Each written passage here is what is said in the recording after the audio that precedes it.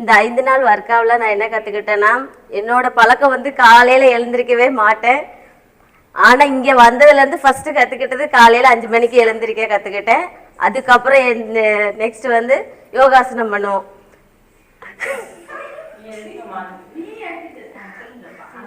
அந்த கிளாஸ் நல்லா இருந்துச்சு. 4 டைப்பில் சொல்லி கொடுத்தாங்க. எங்களோட கஷ்டத்தை புரிஞ்சு உட்காந்து செய்கிற மாதிரி 2, நின்றுட்டு செய்கிற மாதிரி 2 யோகாசனம் சொல்லி கொடுத்தாங்க. அப்புறம் சாயந்தரம் வந்து ஈவினிங் மாலை வந்து லிங்காசனம் சொல்லி கொடுப்பாங்க.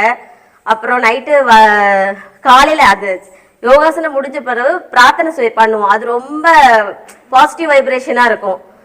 அதில் கலந்துக்கிறது, நல்ல சத்தமாக பாட்டு பாடுறது, சாமி அப்படியே நமக்குள்ளே இருக்கிற மாதிரி ஒரு இதாக இருக்கும். அதுக்கப்புறம் ஒரு பிரேக் விடுவாங்க.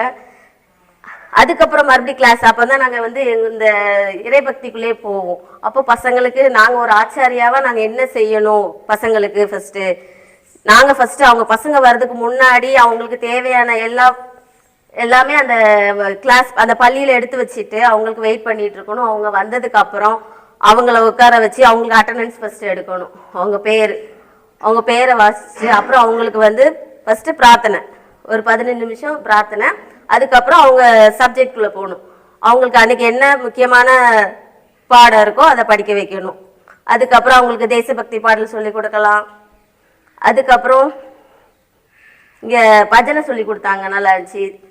பாட்டு தேசபக்தி பாடல் 2 பாட்டு சொல்லி கொடுத்தாங்க. அந்த பாட்டு ரொம்ப பிடிச்சிருந்தது. அதுக்கப்புறம் இரத்த சோகையை பற்றி முக்கியமாக சொன்னாங்க. இப்போ உள்ள சின்ன குழந்தைங்கள்லேருந்து பெரியவங்க வர ரொம்ப இரத்த சோகையால் தான் பாதிக்கப்பட்டிருக்காங்க.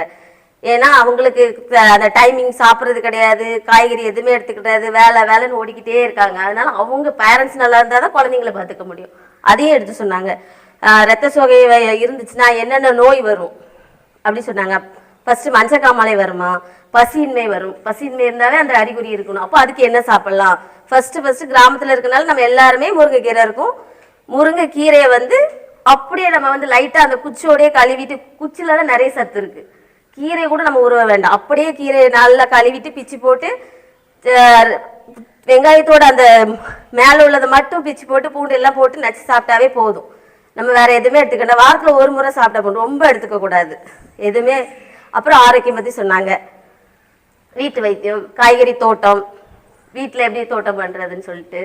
அதுக்கப்புறம் நேற்று வந்து ஒருத்தவங்க பிளாஸ்டிக்கை வந்து முடிஞ்ச அளவு தவிர்ப்போம் அப்படின்னு சொல்லியிருந்தாங்க.